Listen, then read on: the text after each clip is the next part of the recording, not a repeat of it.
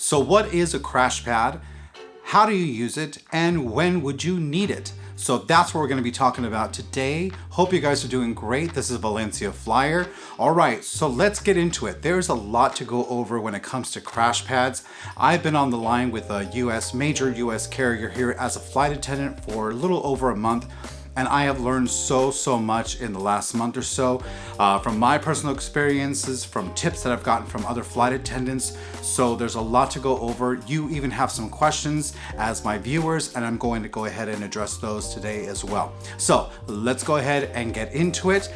All right, so a crash pad. For those of you guys who don't know, let's define what a crash pad is. It's basically a place for you to crash your head, a place for you to sleep, a place for you to kind of get ready for the next trip, the next rotation. Sometimes when we are based in our base, we don't always live in our base. My is a perfect example. I'm based currently right now in Detroit, but I live in Washington State. So I'm a commuter, and the commute is about 4.5 hours each way. So when I finish a rotation or a trip in Detroit, but yet I have another one starting the next day, I need a place to stay in between those two rotations. So I have to have a crash pad because there's just not enough time to fly all the way back home to Washington State to then fly back again and start the next rotation in Detroit. So we need a bit of a crash pad in order for that to happen. So that's basically what a crash pad is. It could be a hotel room. It could be some place where you're renting out a room, maybe like an Airbnb. It could also be a residence that has been turned into a crash pad where several flight attendants will go ahead and crash there, and there might be anywhere between 4 to 10, maybe even 12 or more people crashing at that particular location from time to time. Some are coming, some are going, so it's not like everyone's there at the same time. That could happen, but normally that's not the thing. Everyone's kind of on a different schedule, and everyone kind of does their thing and comes and goes as they need. If you're 2-3 hours away driving wise, you might not need a crash pad. It's completely up to you. But if you're flying away like I am, it's kind of a necessary evil in order for you to have that. Some crash pads should hopefully and could have a shower for you to get ready in, could have laundry for you to do, and also a place for you to relax and kind of decompress from the last rotation to the next one, you know. And sometimes, for those of you who know, you know that sometimes we do have to take a little bit of a break and decompress from the last trip that we actually took. So let's talk a little bit about how I found my crash pad. Funny story, I had just gotten here to Detroit. We were kind of exploring. My buddy Raspberry and I decided to rent a car and explore Detroit. I had been texting some people about crash pads. I think I found some people on Facebook, or through some of those groups, or it might have been turned on by a friend of mine. I can't remember exactly. I think it's actually both. So I was texting back and forth with one person, and he had some availability, some space, which was great. But I needed a little bit more because we were trying to make it a group of friends of ours that we were trying to think about putting a crash pad together. So we needed 3 spaces, and this one person only had 2. So there was another lead that I had, and it turned out that while we were driving around, we got a phone call from a gentleman that was actually from one of the hotels out here in Detroit and said, hey, yeah, sounds to me like you guys are looking for a crash pad. I said, yes. I got some information. We made a U-turn, and then we decided to go and check out this crash pad, which was actually in a hotel just outside of the airport area of Detroit. So we went to go check it out. We liked what we saw. It was pretty clean. It was well maintained. We got to explore one of the rooms, and this room was your standard hotel room. You know, 2 beds, bathroom, vanity to get ready. There were some other great amenities that I'll go into a little bit later, but it seemed like a really good spot, and that's how we ended up finding this particular crash pad that I'm currently in right now in Detroit. So it worked out really well, and we made it happen. We actually got a total of 4 of us, so myself included, plus 3 more. We decided to go ahead and get this crash pad. We rent it per month, and we split the cost 4 ways. So that's basically how we go about doing that. So that is how I essentially found my crash pad. I feel I got really lucky because this crash pad also has a shuttle that goes to and fro the airport, and they make it really easy. They make it they're pretty tight on their schedule. So I feel I got really lucky by finding this crash pad, because there have been some, stories that I've heard that not so lucky, right? But I do feel like I was one of the lucky ones, which is great. The crash pad costs around $1,100 a month, and we go ahead and split that up between the 4 of us. We pay once a month, and everything is included. They clean the place. We actually get a free breakfast as well. I think from the hours from like 6 to 9 in the morning or something like that, we get a free kind of a breakfast. It's cool. It's basic, right? It's basic, but it works. Like I said, we also have a shuttle. The shuttle's great because it goes every 30 minutes.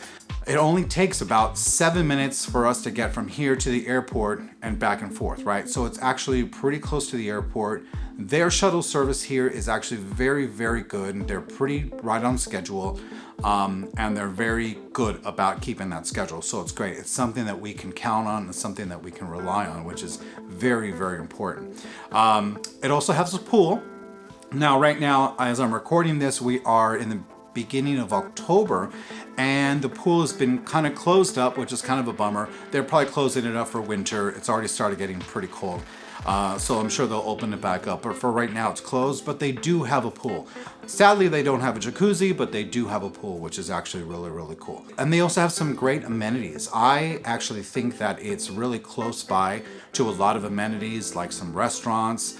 There's a gas station. Like I said, we're close to the airport. There's always Uber coming about. So there's a lot of really nice amenities in the vicinity, which makes it easy to just walk to get a bite to eat, breakfast, lunch, dinner.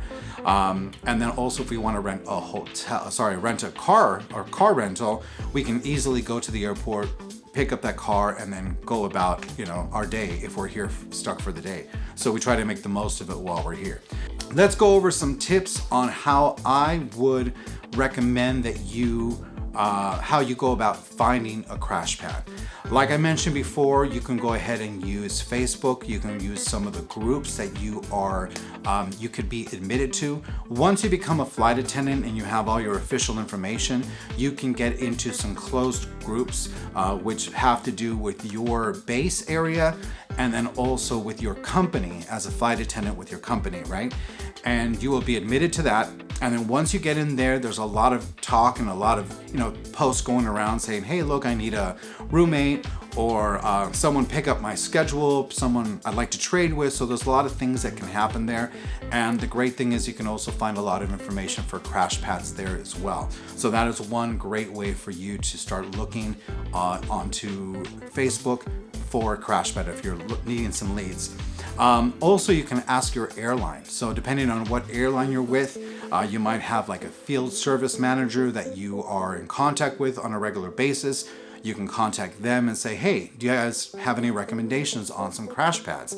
Also, there might be like an office, depending on where your base is. There could be a main office that has office hours. You can go there, talk to them and say, hey, look, I'm looking for a crash pad. Do you guys have any leads? Or maybe, a list of places that I can hit up. We actually got one of those leads papers that had a whole mess of phone numbers, and we just kind of went down the row, but luckily I found it the other way, right? But that is definitely a way that you can go about it. Go ahead and also ask your peers. Now, sometimes if you're a new flight attendant, you might be hooked up with some other people in your class that are coming from another airline. They're not brand new, but they are brand new to the company that you're in, right? So that you can go ahead and ask them and say, hey, look, I'm going to this particular base. Do you guys have any recommendations, or do you know of anybody? So it's word of mouth. That's always really, really good to go ahead and give that a try. That works out really, really well. That's what happened with me. So go ahead and ask your peers on that. And then the other thing is you can call the hotels in the area that you want to stay. Go ahead and just, map it out and just call one at a time. I'd call them and say, hey, look, I'm a flight attendant. I'm wondering if you guys have any crash pad programs for flight attendants or any types of discounts. Some will say no, some will say yes. So it really depends on the hotel chain that you're going to call and you'll just know by calling. And then lastly, go ahead and do Google search. I would type in crash pad and then the city of the base that you're in, and you're gonna find a whole mess of things that comes up.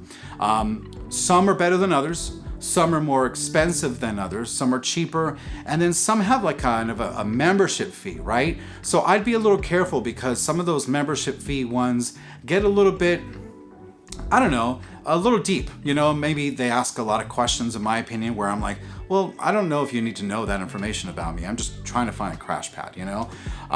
But some things are you know, acceptable, like, well, what airline you with? Are you based here? A lot of the places that you go ahead and rent from, they only rent to commuters, okay? If you also live in that particular city, they tend to not want to rent to those people because you should just have your own place, you know, if you live there and base. But if you're a commuter, then the doors open up to you. Like myself, I'm a commuter, so no problem there. So you'll kind of find a lot of variance depending on what you call, whether it's a hotel, a house that's been converted into a crash pad, or even just some discount rates that you can find as a flight attendant through a hotel if you want to have the room completely to yourself. You can certainly do that, but it does get a little bit more costly over time, okay? Like I mentioned, right now I'm paying a little under $300 for the entire month, which to me is pretty good deal. I worked it out and I think I was paying about $9 a day to come and go as I please. There's some crash pads that will allow you a certain allowance, like maybe you only get 15 days or 15 nights stays out of the entire month, right? That is cool and that's fine depending on your budget. Me personally, I don't know what my schedule is going to be like the next month or the month after that, especially as a new flight attendant. So I kind of want to play it safe and just want the whole entire month because again, I don't know if I'm coming or going, especially if I have A days and I'm thinking they're going to call me, they don't call me, I have to stay longer in my crash pad, or they are going to call me and I just go ahead and take off on a trip. So for me personally, I liked having the 30 days, so I pay for the entire month. I come and go as I please. I don't have to worry about scheduling or anything like that. But again, depending on your situation, depending on your need, and depending on your budget, you might want to look into that as well. Let's talk about life in a crash pad, okay? This career has been, it's bizarre. Let me tell you, just flat out, it is bizarre, okay? So I've had a lot of time to start to get used to it. There's still a lot of things that I need to learn, but it is pretty funky. So let's talk a little bit about what it is, what the lifestyle is in the crash pad. First and foremost, my roommates. My roommates are awesome. Raspberry, Chris, and David, and myself all get along really, really well. We actually came from the same training class, so we kind of knew each other. So that was a really big plus. We got along, we knew a little bit about each other, we knew that we could be friendly with one another, and it's worked out beautifully, okay? So that has been great. We trust each other, so leaving our stuff behind, not an issue, right? I can leave my camera, I can leave my shoes, I can leave, you know, whatever I need to leave, and I know that when I come back, I'm gonna find it there because it's only the four of us in there. So we have that mutual respect for each other's things, which is great. We also have a rule, like if you didn't buy it, it's not yours, so leave it be, you know? Pretty basic, right? Makes a lot of sense. So we have a refrigerator that we share, and we don't necessarily put our names on it, although that's a good idea, but we just kind of go by the honor system and like, if you didn't buy that, it's not yours and just let it be, right? So that's basically how that goes. Now, like I mentioned before, this room has 2 beds. So I think they're about queen size beds, so it's a nice comfortable bed, but there's 4 of us. And there are times when the 4 of us are actually there in the crash pad. So what we ended up doing is we actually went to Walmart, bought some supplies because we knew we were gonna be there, some tubs so we can put our private stuff, toiletries, you know, things like that. But we also bought 2 cots, okay? The location of where we're at does offer cots, but you have to order them every single day. And there's only so many to go around, so we decided to play it safe and just buy 2 cots at Walmart. We put them in there, so now we technically have 4 beds, 2 queen beds and 2 cots kind of in the corner, and we organize it. It's a little tight, but it works for us pretty well. So we just went ahead and did that. So when all of us are there, all of us have a place to stay. No one has to be on the floor, and it's all good. So that's great. We try to keep it quiet sometimes, and most times we try to keep it quiet, but we all understand that sometimes some of us are going to get in late, some of us are going to have to leave early. We try to be as quiet as possible and respectful towards one another, and so far everything has worked out really, really well. We also created a text stream or text thread on WhatsApp. So just the 4 of us, right? And I'll ask, hey, who's in the room tonight? Or, hey guys, I'm gonna be leaving for a trip for 3 days, so I'm not gonna be back until Wednesday or whatever like that. So we try to keep each other informed on our goings and comings on our text thread. So just to make sure that everyone's, just kind of informed. We kind of think it's a good idea, and it's worked out really, real well for us. So that's a really good tip. We also have access to each other's schedule. Through our company, our scheduling app, we can add friends, right? So the 4 of us have added each other. So at any point in time, we can see each other's schedule and realize, oh, okay, well, they're going to be here, they're going to be gone, not here, whatever it is, right? It's very useful, but honestly, we also just text each other on that WhatsApp thread and just find out directly who's there, who's not. But it's both of those things that we've kind of incorporated into our lifestyle there at the crash pad. The place is very clean. We're very fortunate. It's not perfect, it's not like a 5-star luxury hotel or anything like that, but it's clean. It's very comfortable. It's easy to come and go. They clean the room pretty often, which is great. They don't clean it every day, but I do believe they clean it every 2 or 3 days for us. Stock it with a lot of towels, pick up, the old towels, supply us with new, soaps and bar soaps and all that sort of stuff. So they're actually really, really good about keeping it and maintaining it very, very fresh, which is a really great thing. Like I mentioned before, the shuttle, it's very responsive. They're on a very good schedule. They go every 30 minutes for most of the day, I think starting around 6 a.m., going to like 10 or 11. They're like every half hour. Outside of those hours, we just have to give them a call and say, hey, look, I got here at 1 in the morning. Can you send a shuttle? And they'll be like, yeah, sure, we'll send one right away. So they're really responsive when it comes to that. So that is a huge, huge plus on that.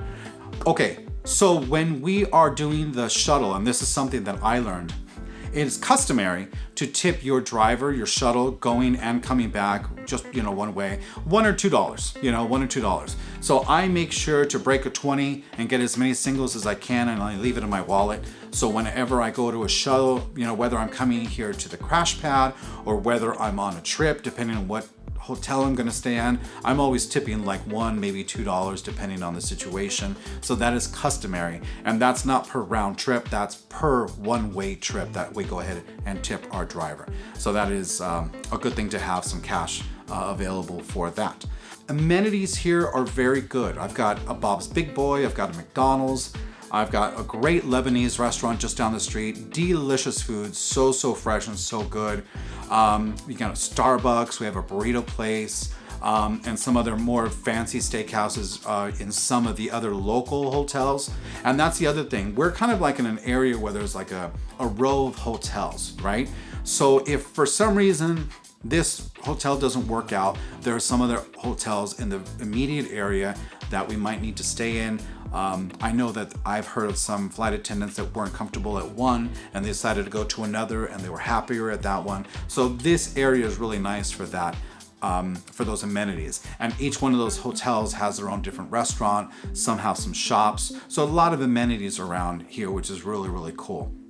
The hotel that we are in is very helpful. They're very friendly. Like I said, they maintain the place really, really well. And I personally am very, very happy here. So like I mentioned on the other episodes, I'm in the process of getting transferred over to Seattle. So when I do get transferred, I'm gonna tell you, I'm gonna miss this place a lot. So I lucked out. I'm gonna miss being with my roommates.